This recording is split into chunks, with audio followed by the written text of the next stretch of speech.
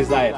Dzire ये नहीं है वही जो बात हुई कि सपना वो जो नहीं रात को नींद में आता है, सपना वो है जो रातों की नींद छीन ले। डिजायर का मतलब है बर्निंग डिजायर। ये नहीं है कि अब्बा जी ने दबका मारा, आप कहे नहीं यार वो बनना इंजीनियर था, अब्बू जी ने कह दिया अब डॉक्टर बना। ये कोई डिजायर नहीं है। फिर इसका मतलब डिजायर ये है कि आप फिर सब कुछ छोड़ देते हैं। आप कहते हैं कम व्हाट में, आई हैव टू अचीव, ये मेरा पैशन है, मैंने इसके लिए काम करना है, मुझे इसमें पैसे मिले ना मिले।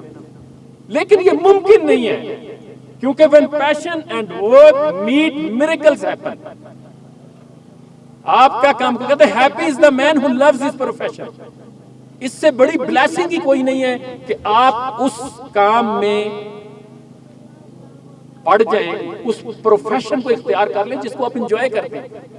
और जिसको आप इंजॉय करेंगे उसमें कोई आपको आउट कम्पीट नहीं कर सकता। पेंटिंग मेरी हॉबी है, मैं तो 24, मैं रात, मुझे नहीं पता अगर रात के 2 बज गए 3 बजे, आपको कोई हरा नहीं सकता, इसलिए कि वो आपकी हॉबी बन जाता है।